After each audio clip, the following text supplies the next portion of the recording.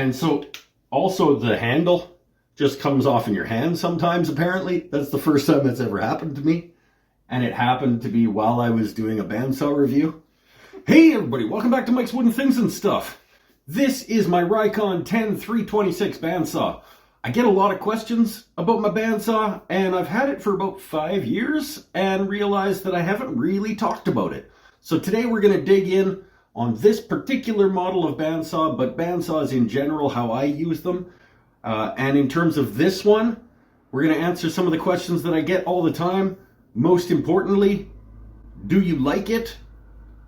What do you like about it? What do I not like about it? Would you buy it again? And also things like, why do you leave your blade guard all the way up there? Are you a stupid idiot? You know, questions like that. Come on, we're talking the RIKON 10326 bandsaw today. All right.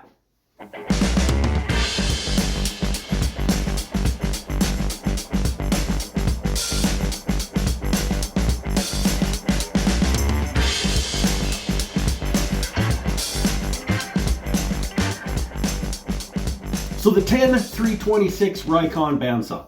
I have had this, like I said, for about 5 years, and my opinion on it is probably a little bit skewed because I went to this bandsaw from maybe the worst bandsaw on the planet. So upgrading to this seemed like this was the best machine ever, right? And I haven't used a whole ton of other bandsaws either, so I'm not going to be able to say whether this one is better or worse than a similar model. I have no affiliation with RIKON whatsoever, so I did pay full price for it. But I do very much like it. I can give it a positive review. If you're thinking about buying one, I will not tell you not to. There are some things about it that I don't really like, and we'll get into that. The first thing that I do like about it is that it's got a 13 or so inch resaw capacity, which it absolutely can do.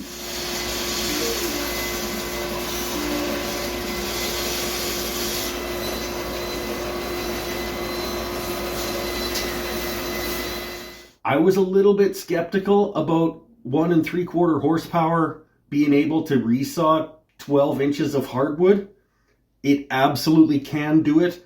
It's a little bit slow going depending on the density of the wood, but it has no problems doing it. I've done it a lot with some very, very hard woods.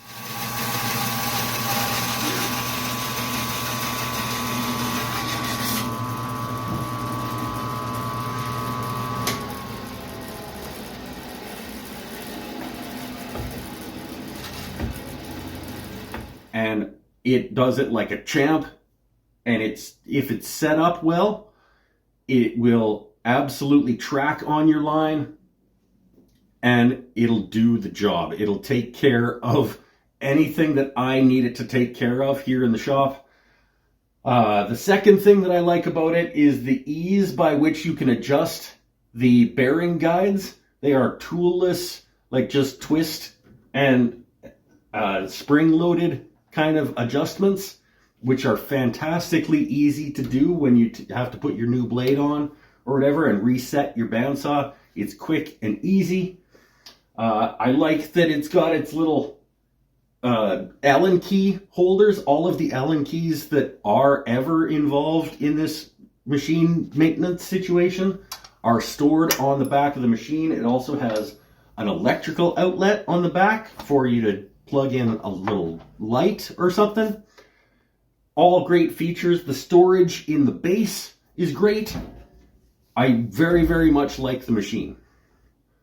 The things that I don't like about the machine, first and foremost, and probably the only one that would make me consider not buying it again, is that the blade takes forever to spin down, my friends.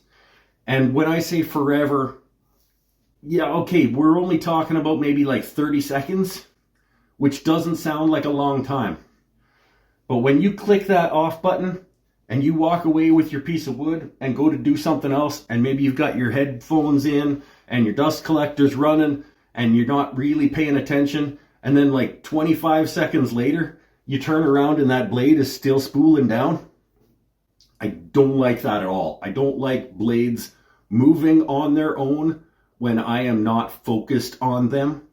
So I would absolutely, if I had to do it again, I would probably keep saving a little bit longer, and I would get something with a foot brake.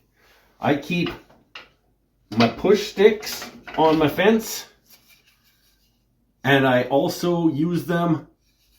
I try to remember when I click that button, I just kind of jam it into the blade a few times as it's spinning down. Before I walk away from it, I like to make sure that it's stopped, and I use my push sticks to do that. It's kind of annoying, and sometimes I forget, so it's not ideal. That's the main thing that I don't like about it, is its lack of foot brake and the time that it takes to spool down. The other thing that I don't really like about it, and it's the answer to the question earlier that I talked about that I get sometimes, about why I leave my blade guard so high. The fence, it's a two-way fence, so you can have it set up so that it's in its high mode or its low mode. The low mode is pretty shit. It's super low. It's like a half inch, 3/8 of an inch or something. It also, if you put it in its low mode, it also takes away like 6 inches of your throat depth that you have, so you lose 6 inches of capacity in this direction. I leave it in its tall fence setup, and if it's in its tall fence setup and the fence is within about 3 inches of the blade, that blade guard needs to be at least 6 inches off the table so that the fence can actually get within 3 inches of the blade. And so I just kind of leave it up here so that I have free movement of the fence. It is not ideal. I understand that you are supposed to ride your blade guard just over the thickness of your wood, but it's kind of a hassle either to change the way that the fence is set up. So to go from high fence to low fence, it's kind of a hassle. It's also, when you unlock the blade guard, it's got a little shimmy to it. And so now when I go to relock it back in, I can't be guaranteed that all of my bearings are bang on where I had set them up in the first place. So every time I raise and lower the guard, I now need to recheck my setup. And so I leave it set up so that I can clear, the fence can clear underneath the guides.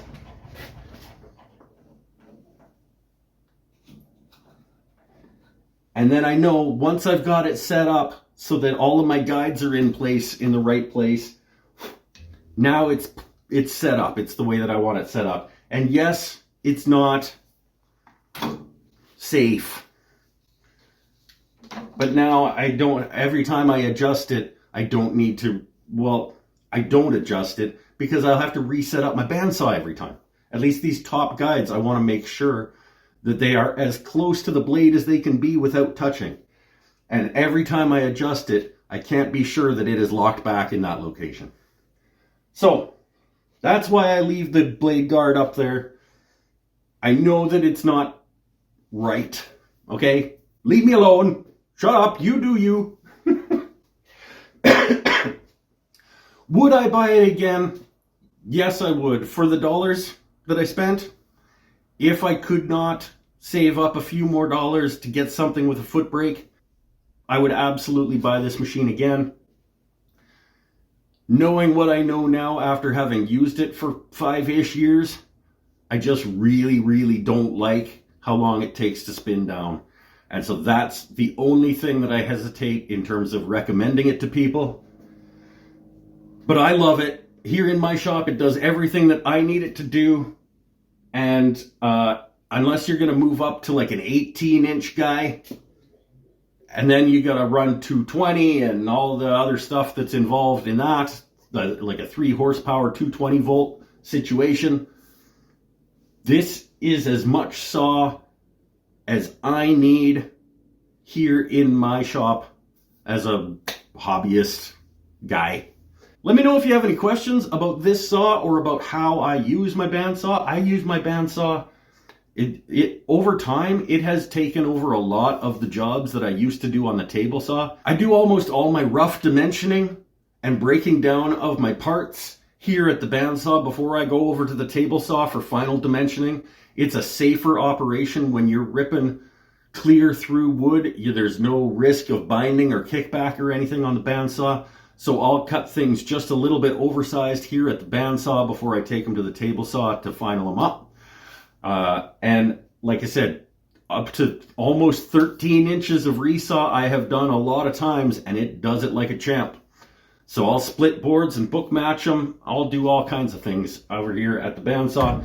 It has slowly become indispensable here in my shop.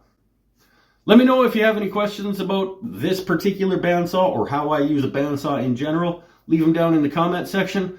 Let me know what bandsaw you have and whether or not you like it, and we'll just keep the conversation going about bandsaws down below. Remember, if you like what I do here, I do have a Patreon at patreon.com/woodenthingsandstuff that you can go to support me. It's the best way to chip in and help me keep doing what I'm doing. And until next time, stay happy, stay healthy, stay safe. We'll see you soon. All right, go bandsaw something. It's fun.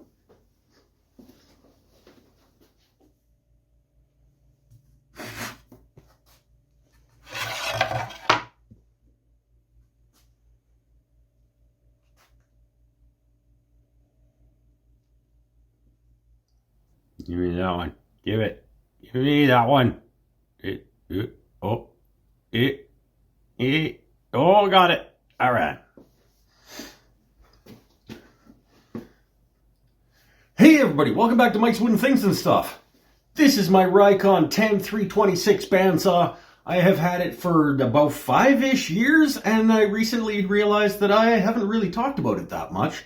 So today we're going to talk bandsaw, this one specifically. I have no affiliation with RIKON. They don't know about me at all. I paid full price for the bad boy. But let's talk about the questions that I get most frequently, including, do you like it? Would you buy it again? Probably the most important couple of questions. But also, why do you leave your blade guard? Why do you blade?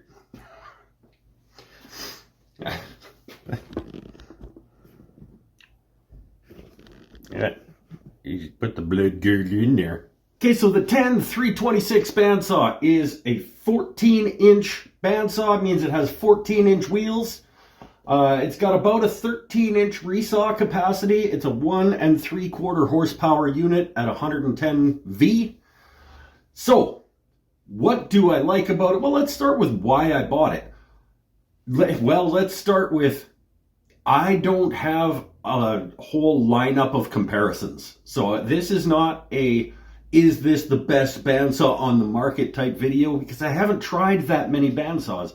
And I went up to this bandsaw from maybe the worst bandsaw in the world. So I may be a little bit sort of skewed in terms of how much I like this, because I'm comparing it to how much I hated the one before it. Nevertheless, I do very, very much like this machine. There are some things about it that I don't like, and we'll get into that. What do I like about it? The first thing I like about it is that it's not that other old bandsaw. No. The first thing that I like about it is that it's got a 13-inch or so resaw capacity, and it can do it. I was a little bit skeptical, thinking of a horsepower, 1 3/4. You go to lower the fence. It is now unlocked, and it has a little bit of gimme to it. It has a little shimmy, and so also the handle just comes off in your hand sometimes, apparently. That's the first time that's ever happened to me, and it happened to be while I was doing a bandsaw review. that's fun. The little set screw. But look, the Allen key to tighten it up is just right on the back of the fence. Or right on the back of the machine. So now it's on there again. So it's when you're adjusting the blade guard